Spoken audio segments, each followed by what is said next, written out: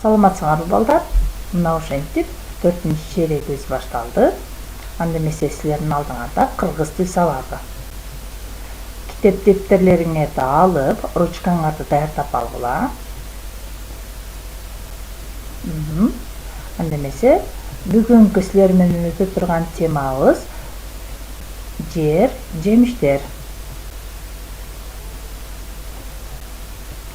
Анда эмесе балдар, жер, жемиштер. Ушул жер, жемиштер темасында сабакта эмнелер жөнүндө сүйлөшөбүз же болбосо силер кандай максат коесуңар? Бүгүнкү сабакка кандай максат коесуңар?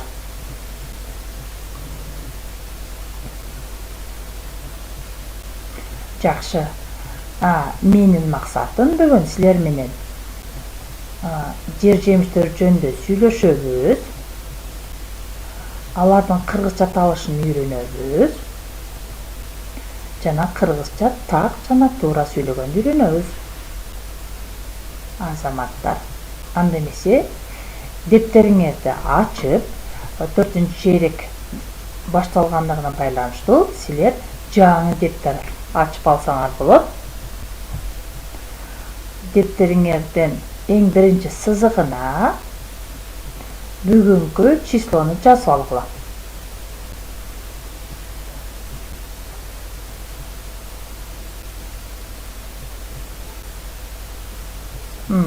Бүгүн кайсы число? Азаматтар, эми числону жазып алсаңар, эми жаңы сызыкка, андан кийинки сызыкка бүгүнкү теманы, сабактын темасын жазгыла балдар. Темабыз бүгүн жер, жемиштер жазгыла. Жер, жемиштер.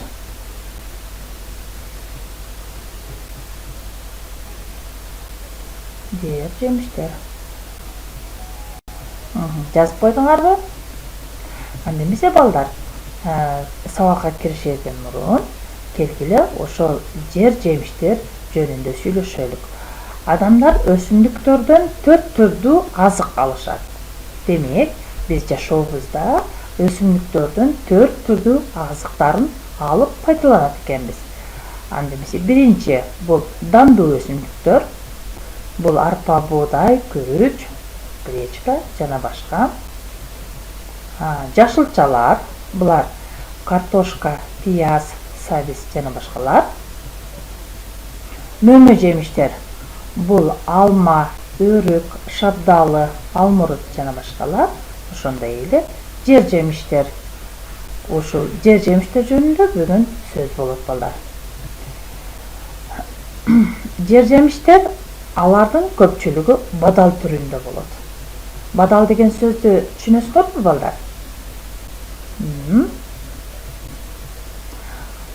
Алар кустарниктер деп коет, бою анча чоң эмес, дарактай чоң болбойт, кичирээк болот. Андан кийинкиси мөмөлөрү анча чоң эмес, майда мөмөлөлөрдө жолугат. Алар өтө ширелүү болот. Дамы таттуу, кыйгыл, кычкыл болот. Ошондой эле бул жер жемиштердин 30дан ашык түрү адамдарга белгилүү. Эми балдар, алдыңарда көрүнүп турган, экраныңарда көрүнүп турган жер жемиштин атын дептериңерге жазып алгыла. Бул кайсы жер жемиш? Жакшы, бул бүлдүркөн. Жазып алгыла дептериңерге, жаңы сызыктан бүлдүркөн.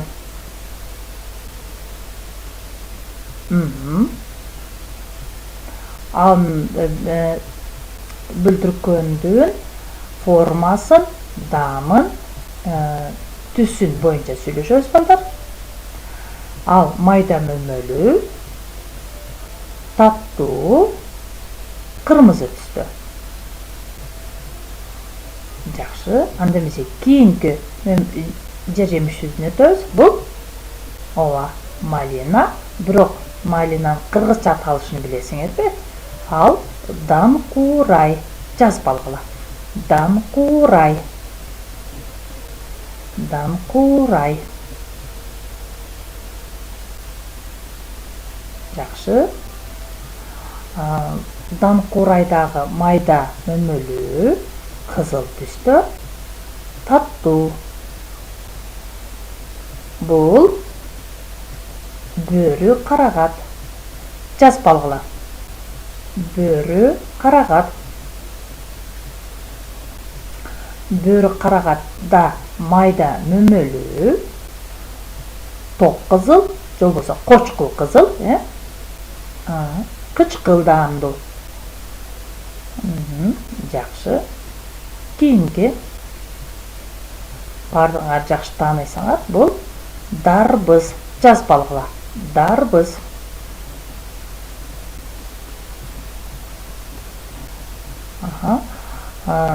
Жер жемиштердин ичинен эң чоң, көлөмү боюнча эң чоң жер жемиш бул дарбыз болуп эсептелинет.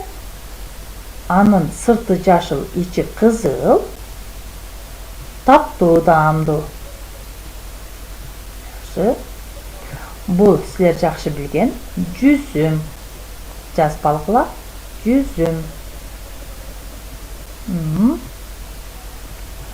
Майда мөмөлүү, кызыл, ак сары, кырмызы түстө болушат.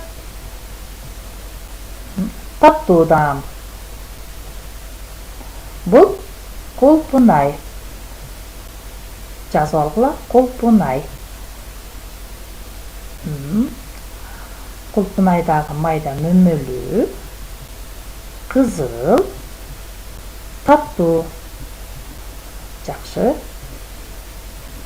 Кийинки бул туура айтасыңар, карагат. Карагат майда мөмөлүү, кара көк түстө, кычкыл, даамдуу. Карагат деп жазып койдуңар балдар? Жакшы. Бул алча. Алча көлөмү боюнча анча чоң эмес, бирок майда эмес, балдар. Сары кызыл түстө болот. Таттуу. Жакшы.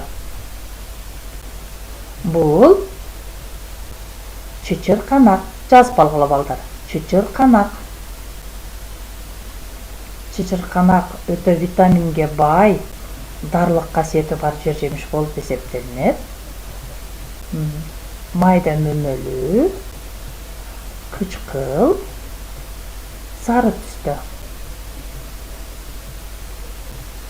Жазып алгыла. Чычырканак. Жакшы. Анда эмесе, балдар, китеп менен иштейбиз. Китептин 64 бетин ачып, биринчи көнүгүн тапкыла. Кашанын ичиндеги сөздөрдү жазуу түрүндө жазгыла. Бизге жемиш, жер, кыям деген сөздөр берилиптир. Кана жазуу түрүндө жазгыла.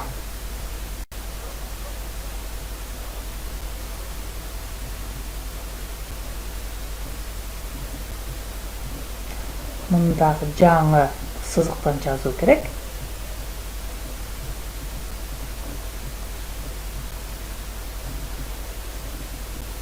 Жемиш, жер, кыям. Балдар, кыям деген сөз силерге таанышпы? Бул жемиштерден, жосо жер жемиштерден жасалган варенье деп коебуз, балдар. Варенье, же болбосо ширесе, сок, шире. Булардан биз жер жемиштерден, мөмө жемиштерден вареньелерди, сокторду жасайт экенбиз, балдар. Анда эмесе 65 бетине өткүлө, балдар. Бул жерде бүлдүркөн деген ыр турат. Кана бир катар окуп таанышып алабыз. Жыты сонун буркурап, ай бүлдүркөн бүлдүркөн, жар башынан салаалап, бала көзүн күйдүргөн. Колдорубуз көк боек, тергенибиз бүлдүркөн. Суу боюнан салаалап, кыздар көзүн күйдүргөн. Ай бүлдүркөн, бүлдүркөн. Бүлдүркөндүн ширесин бөбөгүмө ичирем. Күчтүү болуп чоңоет досторунун ичинен.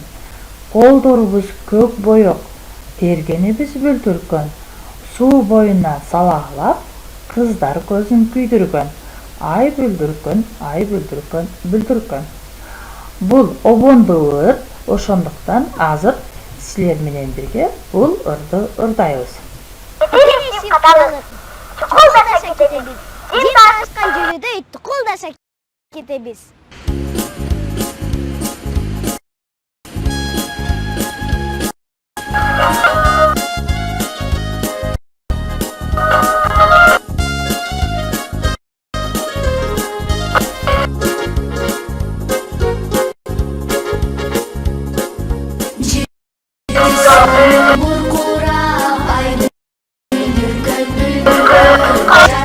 Başından sallalap, balдар gözün küydürgün, kollarımız gök boyu,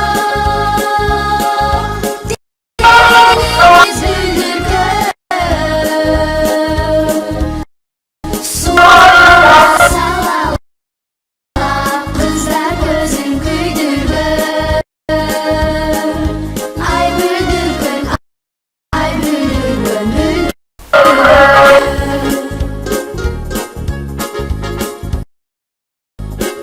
Saygılagan tikeni sabahından karasam tarına kömür süt verip almasam büldürgünün şiresin içiren Kışta olup çoğuyor dostlarımın içinden. Ay büldürgün, büldürgün. Gönlü çökü doldurup kafama da al param. Sen kuşkanda büldürgün, bala bombos sancak. Kollarımız gök boyu, tergenimiz büldürgün. Su boyunda salalap, kızlar gözün küydürgün. Ay büldürgün, büldürgün.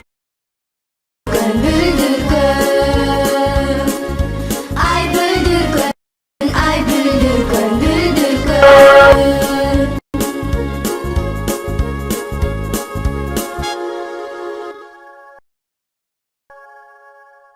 Аты мейримин көргөн бала бактылуу, өз алдынча иш кылып көнгөн бала бактылуу.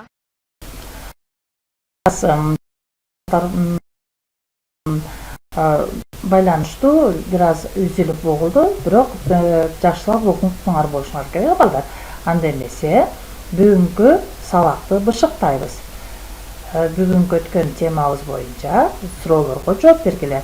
Бүгүн эмнелер жөнүндө сүйлөштүк? Жер жемиштер жөнүндө сүйлөштүк, балдар. Жер жемиштерди сүрөттөп бергиле.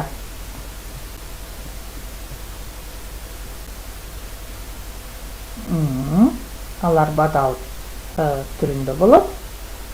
Мөмөлөр анча чоң эмес. Кандай жер жемиштердин аттарын эстеп калдыңар?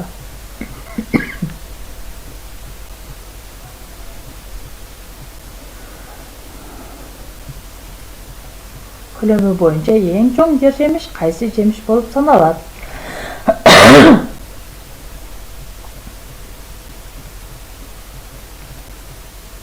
Үйгө тапшырма 65-бет 3-көнүгү. Торчодогу тамгалардын жер жемиштердин аттарын таап жазып алуу.